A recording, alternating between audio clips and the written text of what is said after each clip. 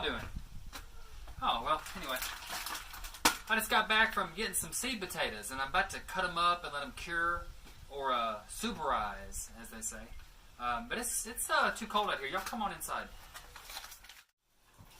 Alright guys, thank you so much for joining me today. It feels a lot better in here than it does out there.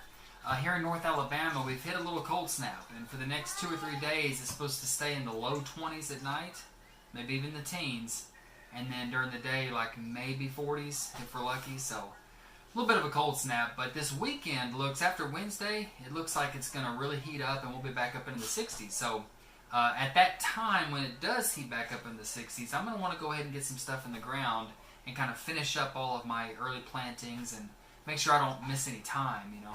I feel like if I don't get potatoes, peas, onions, all the early crops of like broccoli and collards and all that stuff, if I don't get them in the ground in the next couple of weeks, it's going to sneak into that part of the summer where it gets too hot, and a lot of them are going to bolt or just not do very good. So I want to make sure I'm on time with this kind of thing. Now, in a pinch, I went to local Tractor Supply and got a bag of seed potatoes. This is a 5-pound bag of Yukon Gold seed potatoes that we're going to use. And today what I'm going to do with you is I'm going to take you along on my journey of cutting them up and getting them ready to plant.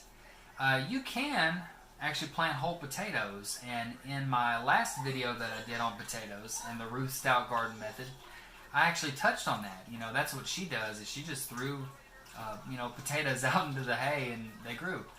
So you can do that. However, cutting up the potatoes gives you a little bit more yield as far as being able to plant longer rows and things like that. Also, if you put a big potato in the ground, you'll get smaller potatoes, but the plants have more starch and food and stuff to grow on, aka the actual seed potato. Where if you cut them up, they have a little bit less starch to eat on, but you tend to get bigger potatoes, which is kind of odd. You would think it'd be the other way around, but anyway, I guess that's how nature is. She's kind of tricky. Now, I am on the hunt for a really good source of seed potatoes. Obviously, perhaps not for this year, but for years in the future, I do want to find a good company to go with. Now, I've been studying Haas Tools, and Haas Tools has come out with seeds and seed potatoes. German Butterballs, Red Norlands, all these great little varieties, Yukon Gold, things like that. And I really am in love with their company and what they're doing, so I'm going to check in with them. But if any of you guys have any other ideas, just put a link in the description of where maybe you get your seed potatoes. Alright guys, let's get to work on some of these potatoes. So what we want to do is, when we're looking at our seed potato, and these are really good looking potatoes, we are going to want to go ahead and make sure that 2 to 3 eyes are on each piece that we cut. So if you look at this one, it's got some good sprouting going on. Looks pretty nice. And you can see the different eyes, and out of each of those eyes will come a shoot of a plant, and they will develop roots off of that. So I guess that's how tubers do it. So we're going to make sure that we get 2 or 3 of these eyes. I'm going to try to cut it very carefully. That's where I get that.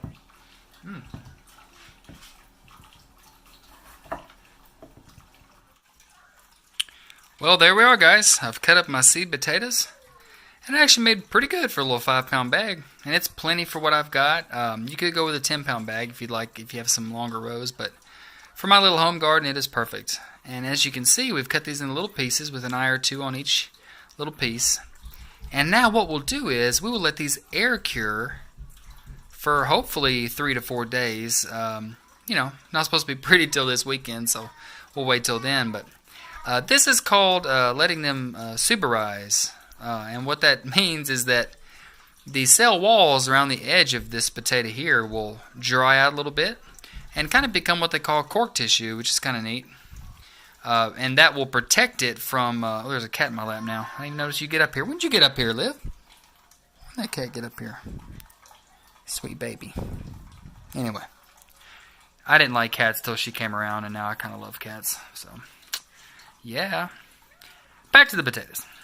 Yeah, that suberization helps them be free of certain funguses, molds, different things. It'll help them from rotting in the ground. So it kind of keeps them disease-free and helps them to kind of kick off a lot better. So, pretty exciting. Alright guys, well I'm going to let those potatoes kind of cure or SUBERIZE. Such a fun word. I love saying that. We're going to let them kind of do their thing and cure in some of our seed starting trays. I've got some extra stuff, so let's go in the greenhouse and get one.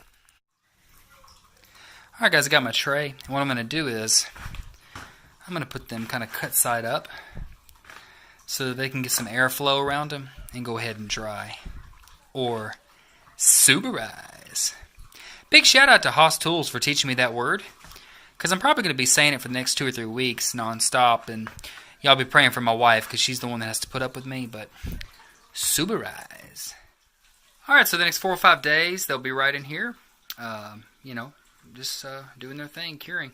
Now, I will say you don't want your seed potatoes to freeze. That will, kill them and all that.